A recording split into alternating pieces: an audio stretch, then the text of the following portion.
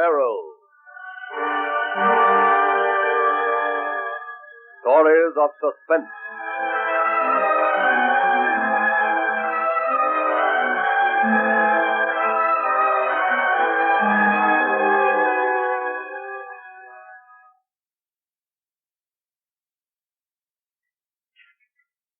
One more crash dive, Jim. This last one. Yeah, Skipper. Minnow has taken us down 18 times so far.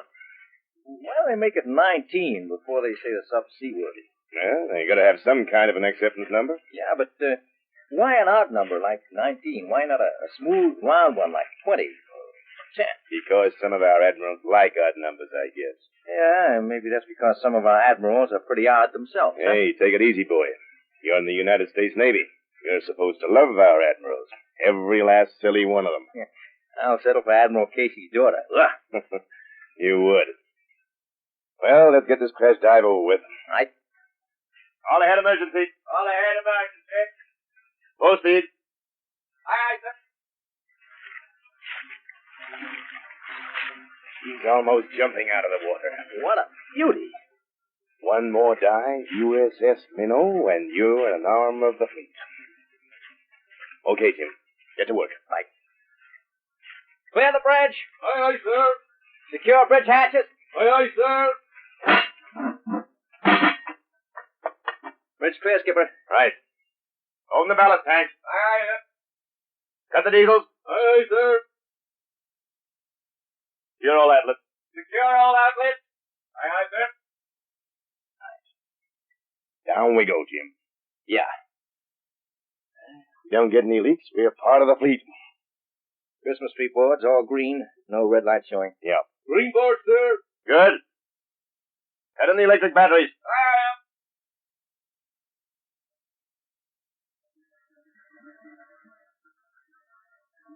Sweet. Really sweet. This is when I love being in a submarine. Get down amongst the other fish. 50 feet, sir. Decrease the angle on the diving planes. Level her off. Aye, sir. Skipper, she's starting to feel a little sluggish. Yeah. Tail heavy. Skipper, call from the engine room. It's flooding. What? The inductions are wide open. The water's pouring in. Give me that phone. Yes, Smith. Skipper. Engine room, this is the skipper. Get out, get out. The warning system must have gone wrong. We'll have to get to the surface. Low main ballast. Low safety tank. Aye, aye, sir. Main ballast. Safety tank. We're leveling out. Hard drive. Hard drive. Aye, aye. Skipper, we're lifting. We may make it, Jim. Keep lifting. Please, keep lifting. She's starting to hang. Keep going up. She's motionless. We won't make it. Move. We're slipping back, stern first. Let's climb to the bottom. Jim, I'll have to secure all hatches. But there are men aft. They'll be drowned. We won't have a chance. Give them time to come forward, Skipper. I can't. Cut the engines. Aye, aye, sir. Skipper, give them at least time to get clear. I can't. Look at those gauges. We'll all go if I don't give the order. Secure all hatches. Aye, sir. Secure all hatches. Those poor guys. I had to do it, Jim.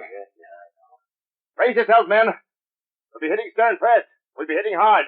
50 fathoms down.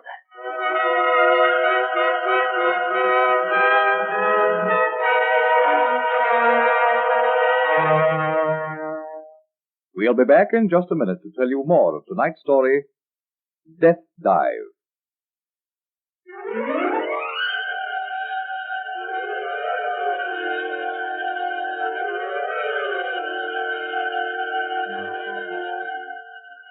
You ready for it, men? We should be hitting bottom any second now. I only hope we land right side up. If we don't, the diving bell won't be able to clamp onto us. Yeah. The diving bell is our only chance. Too deep for any other rescue operations. It's sliding at a 40-degree angle. Then should hit the mud and stick. We hope. Here it is. Brace yourselves.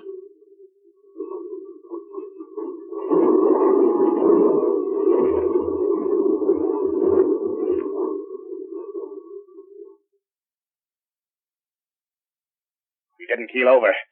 Stay there, baby. Stay there. Where's it look? He's right side up. We're safe. Boy, that's a relief. Only those boys aft could have got clear. I couldn't do anything else. I had to give the order to secure all hatches. Sure, only thing you could do, Skipper. Let's see how many we lost. All right, everybody. Come to the control room.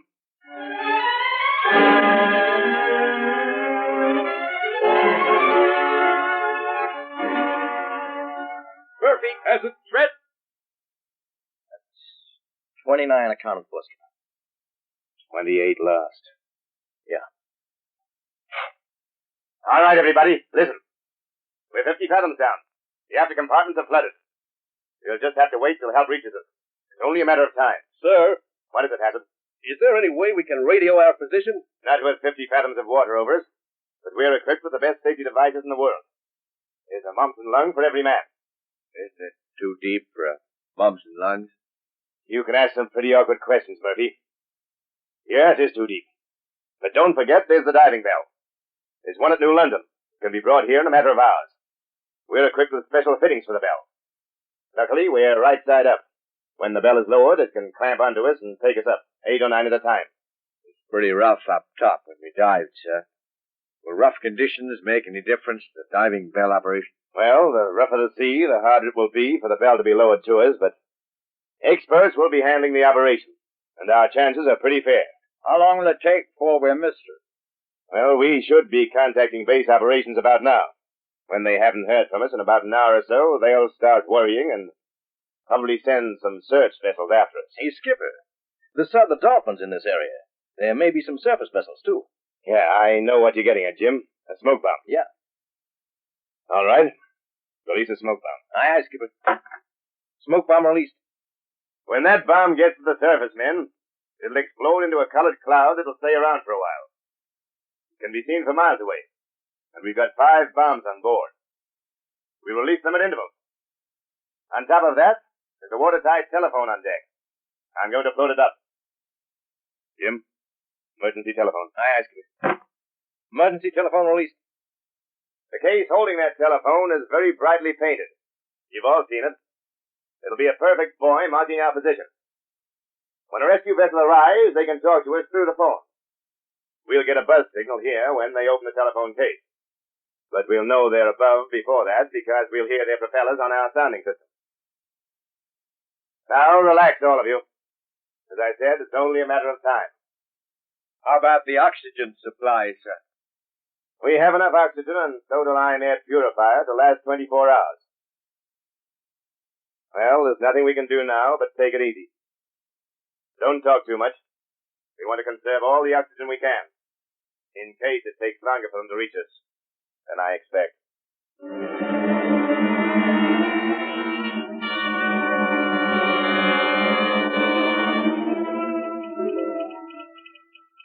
Lieutenant Richardson.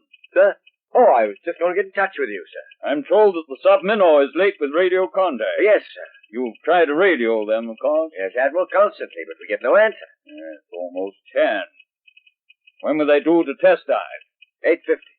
Received a message just before they died. Something must have gone wrong. What other vessels are in that area? Only the submarine Dolphin.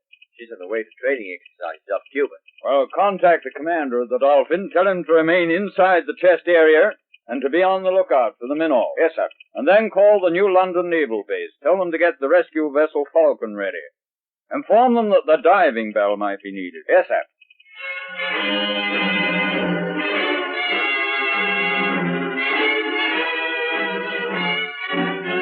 Commander Wilkins of the submarine Dolphin calling base, over. Base operations here, Dolphin. I'll talk to him. Yes, sir. Commander Wilkins, this is Admiral Casey. Do you have anything to report on the minnow? Over. Yes, sir. We spotted an emergency smoke bomb just a few minutes ago. There's also an emergency telephone buoy, so it looks like the minnow is down. We're proceeding at full speed. We'll reach the buoy in a few minutes. Any orders, sir? Over. Usual procedure, Commander. Inform the minnow that help is on the way. The Dolphin is in the area, and we're sending diving bell from New London on the rescue ship Falcon.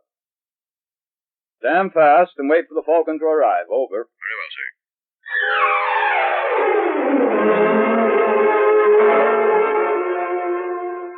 Skipper, we're getting a propeller on the sounder. She's right overhead. Just cut out. Good. Help us here, men. Just keep listening for that telephone buzzer. We should be talking to our rescuers in a few minutes.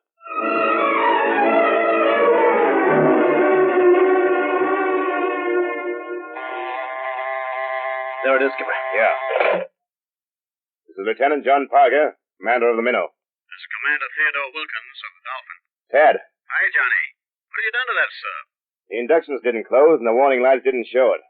We found out when it was too late. We have flooded aft from the galley. We're deep in the mud. How many men? 28 got caught aft. How about we send down a diver? He may be able to close the inductions from the outside, hook salvage lines to the flooded compartments, and blow the water out. No, we're too deep in the mud for that. The diving bell's our only chance. Well, the diving bell's on its way here from New London, aboard the Falcon. It should be here by... Hello? Ted, hello? Mine's dead. Must have been broken by a sudden sea. Now look, everybody. The diving bell is lashed to the deck of the Falcon.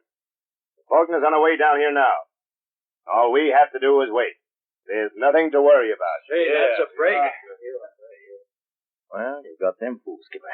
I'm not trying to fool anybody, Jim. No. Look, with that telephone line apart, there must be a rough sea up top. Maybe too rough for the diving bell. The diving bell doesn't have to be dropped straight down. It can maneuver on its own. Sure, but only up or down. It's attached to the Falcon by a cable. If the sea is so rough that the Falcon can't stay put, it'll drag the diving bell all over the place. And if the bell isn't able to reach us soon, before dark, we're finished.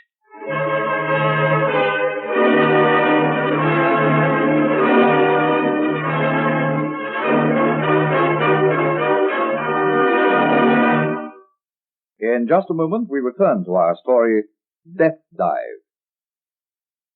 In the utmost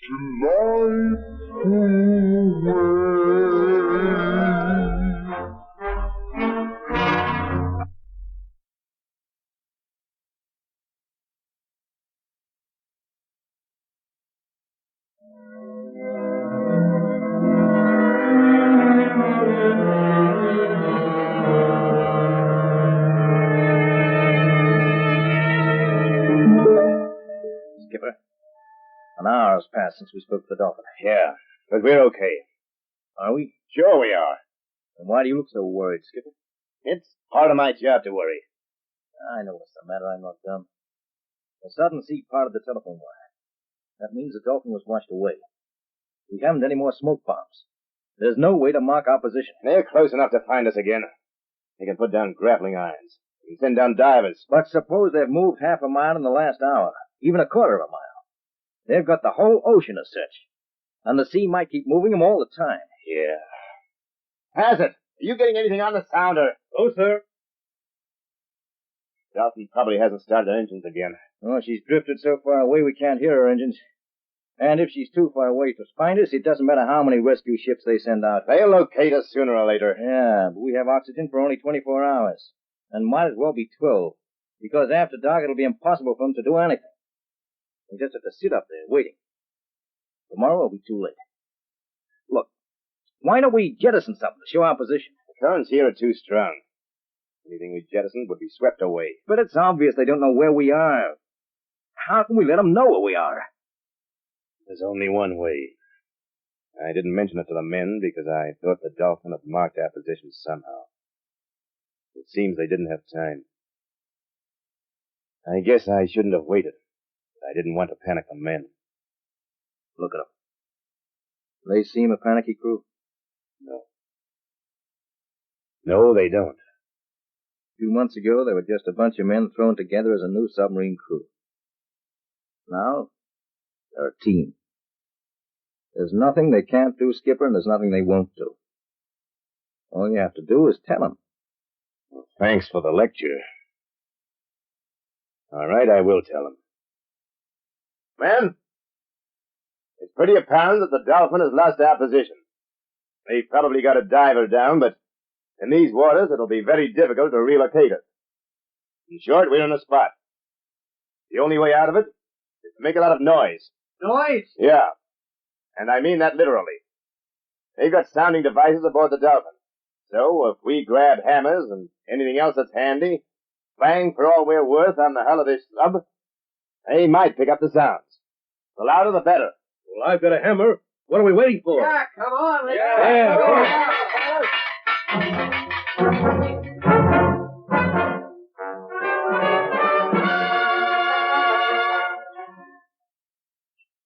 The diver's on the bottom, Commander. Want to speak to him? Yeah. Here you are, sir. Thanks. Andrews, this is Commander Wilkins. How is it down there? Murky, sir. Very murky. I can't see more than 8 feet in front of me. Well, stay down as long as you dare. We've got to locate that submarine. I'll do my best, sir. I should have dropped over a marker as soon as we reached the telephone boy. It wasn't your fault, sir. Telephone boy was a marker itself. It was just unfortunate that the sudden sea broke the line. But I'm not supposed to make mistakes. Those men down there, they're helpless. They're depending on me. We've got to find them before the rescue ship arrives. They're steaming here now, sir. Just came over the radio. They're less than an hour away. There are only about 7 hours of daylight left. They'll have to be located and brought up within that 7 hours. Commander, I've got something on the sounder.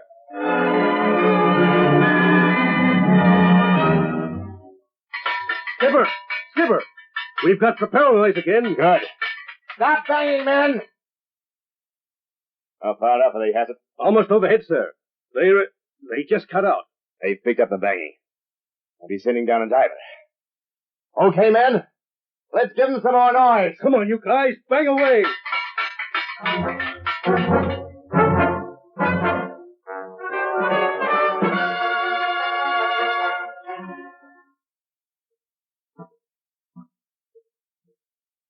Commander, I'm right over the sub. I can hear them hammering against the hull. Fine, Andrews. Just keep me going straight down. I'll land next to the sub. All right. How's that, Andrews? Just a few more feet, Commander. A few more feet it is. How's that? That's good. Hold it there. Right. Signal him, Andrews. Tell him what's going on. Aye, aye, sir.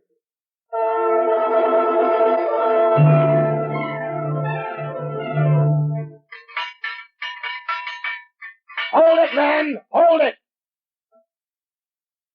That's coming from outside. It's a diver from the Dolphin. Jim, give him the carry-on signal. Aye, aye, sir.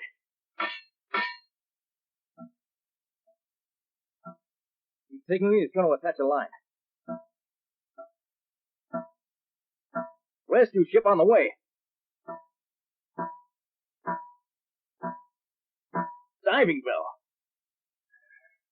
Tell him we understand. Say thanks. Thanks a million.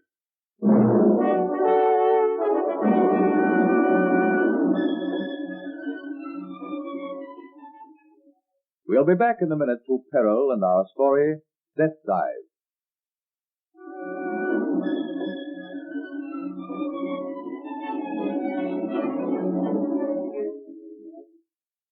Here is another bulletin concerning the damaged submarine, the USS Minnow.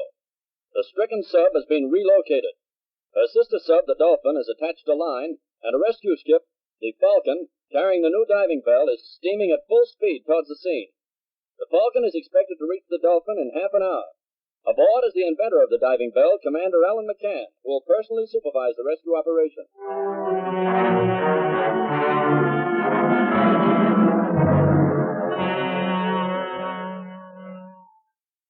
Commander McCann, I'm Lieutenant Erickson. Ah, my volunteer assistant. Do you know anything about the diving bell, Lieutenant? Oh, not very much, sir.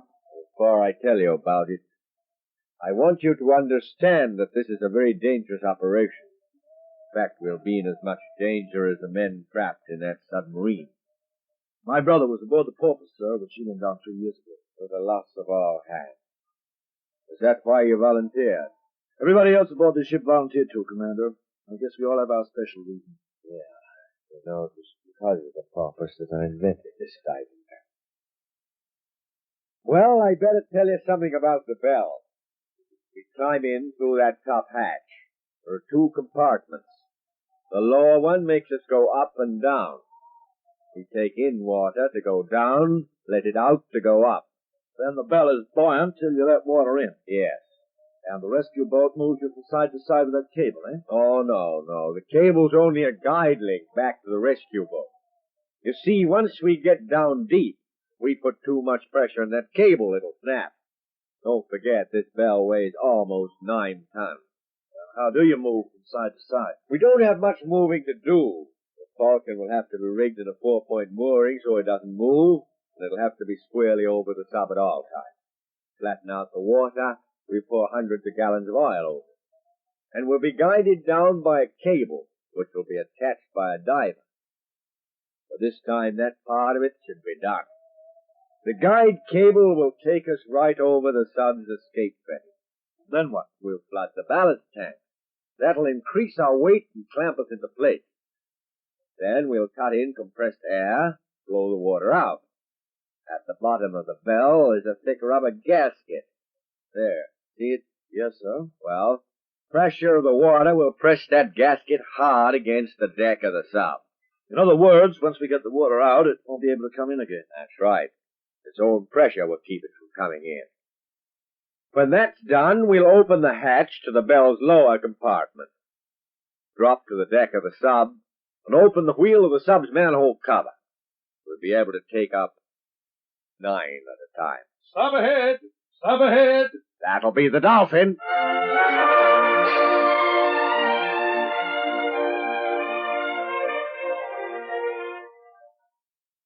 What time is it, Skipper? 1640 hours. Only about an hour of daylight left. Hope they're not having trouble up there with the bell. Hey, something banged into us. It's the bell. It hit the deck.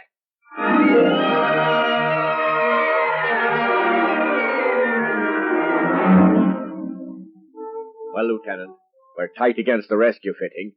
Now let's see if we can get the water out of the bottom compartment. Keep your eye on that dial. Aye, aye, sir.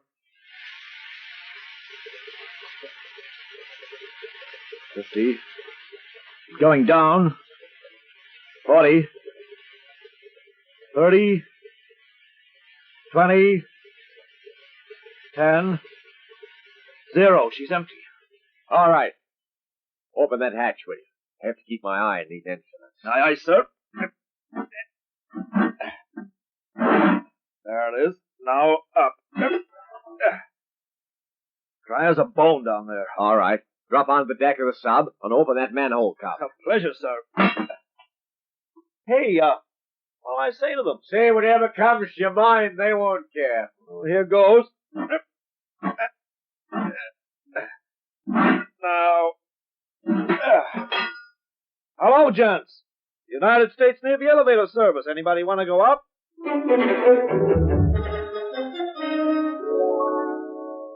Here is another radio bulletin just received from the rescue ship Falcon. Only moments ago, the diving bell operated by Commander McCann made a third trip from the stricken submarine Minnow. 27 men have been rescued from the submarine. 2 remain below, waiting for the diving bell's last trip. They are the executive officer, Lieutenant James O'Brien, and the commander of the Minnow, Lieutenant John Parker. As I speak, the diving bell is descending for the last time. Please stay tuned to this station for further details. Well, diving bell's on deck again, Skipper. We'll soon be going up. Yeah. Thinking of the men back there, aren't you? 28 good men. I gave the order that... They don't hold it against you, Skipper. They know it's all in the game. Jim, I was never a religious man, but it's not right to just leave them. No, it isn't. You're a church man. Say something. For them, will you? You're the skipper. They want it from you. I would... Take care of them. They're good men. The best.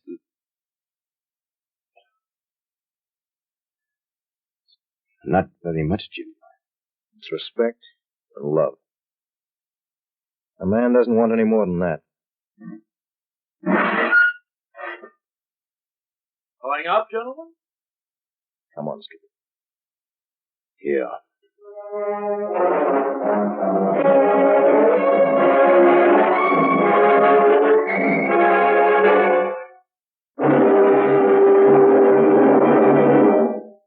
And that concludes tonight's Peril story, Death Dive.